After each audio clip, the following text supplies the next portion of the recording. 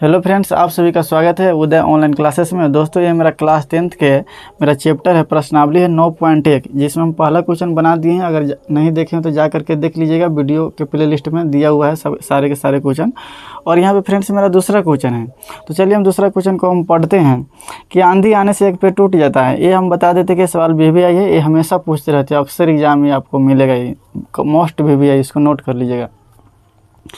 मेरा क्वेश्चन है कि आंधी आने से एक पेड़ टूट जाता है और टूटा हुआ भाग इस तरह मुड़ जाता है कि पेड़ का शिखर ज़मीन को छूने लगता है।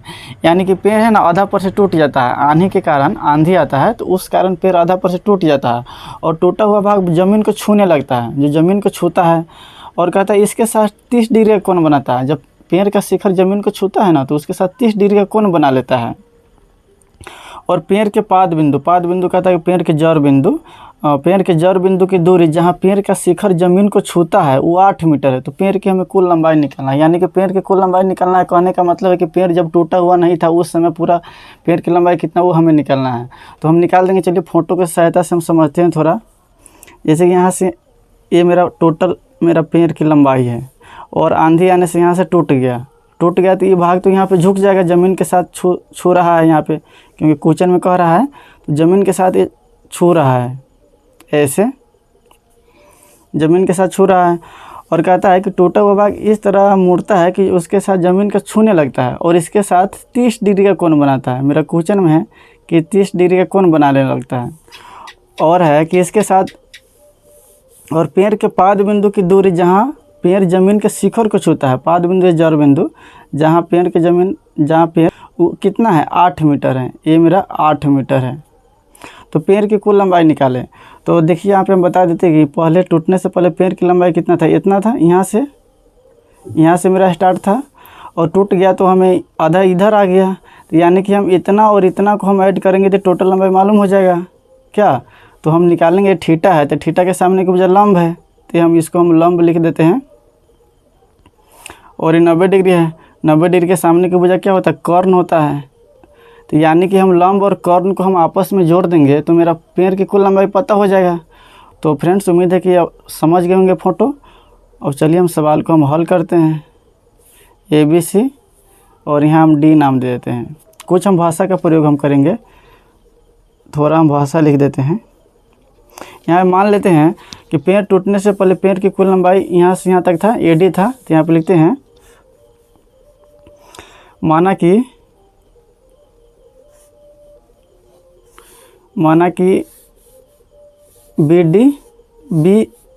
DA, यहाँ पे होगा DA या AD लिख सकते हैं आप।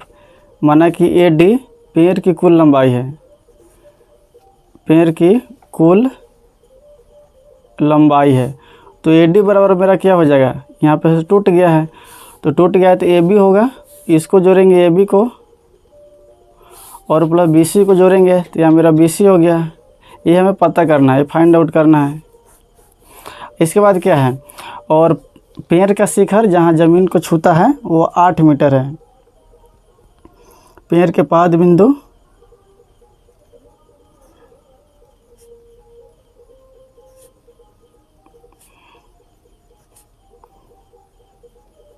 जहाँ शिखर ज़मीन को छूता है 8 मीटर है, ये मेरा दिया हुआ है। और मेरा कोण C मेरा कितना है, 30 डिग्री है।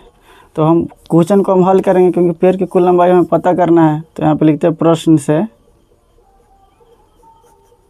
प्रश्न से त्रिभुज ABC में, यानी कि हमें लंब पता करना है, आधार दिया हुआ है और लंब हमें पता करना है। तो यहाँ पे देखिए किसके साथ रिलेशन है लंब और आधार का।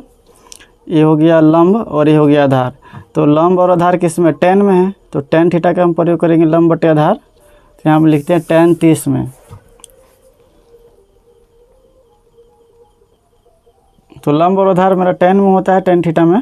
यहाँ पे लिखते हैं tan थीटा बराबर लंब बटे आधार, ये हो गया। तो tan और थीटा का मान कितना, 30 डिग्री है। तो 30 डिग्री रखेंगे। और लंब मेरा यहाँ लंब BA है या AB, और आधार मेरा कितना AC है। तो यहाँ पे लिखेंगे AC।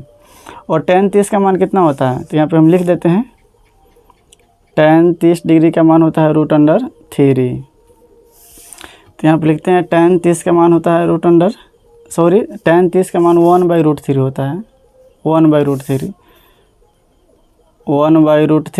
बराबर AB की लंबाई तो हमें पता करना है और AC मेरा 8 है, ये हो गया। इसमें क्रॉस गुना करेंगे तो ये इधर आएगा और ये इधर चला जाएगा, यानी कि हम लिख देते हैं AB बराबर, ये भाग में 8 इधर जाएगा तो गुना में, तो 8/√3, ये समीकरण मेरा 1 हो गया। अब हम निकालते हैं क्या, मेरा AB मालूम हो गया, A मालूम हो गया। अब मुझे आधार मालूम है और कर्ण निकलना है, तो देखते हैं आधार और कर्ण किस में है। आधार बटे कर्ण कोस में आता है, तो हम कोस का प्रयोग करेंगे। लिखेंगे अब कोस थीटा बराबर आधार बटे कर्ण, ये हो गया। तो कोस थीटा में आधार बटे कर्ण है, तो थीटा मेरा कितना 30 डिग्री है, और आधार तो हमें मालूम है, आधार AC 8 है, और कर्ण तो हमें BC पता करना है, ये भुजा में पता करना है, तो यहाँ लिख देते हैं BC।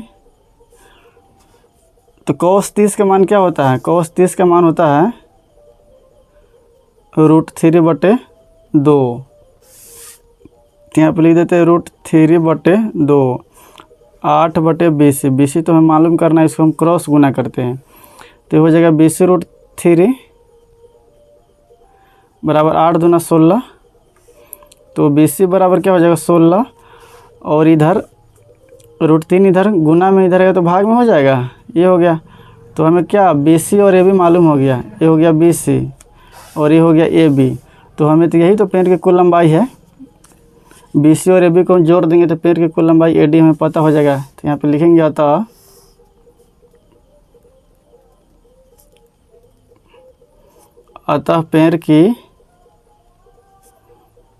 पेड़ की कुल लंबाई AD बराबर, यानी कि पेड़ की कुल लंबाई AD है, यहाँ टूटने से पहले था, तो ये इसको और इसको हम जोड़ देंगे तो मुझे AD मालूम हो जाएगा, यानी कि AB जोड़ BC।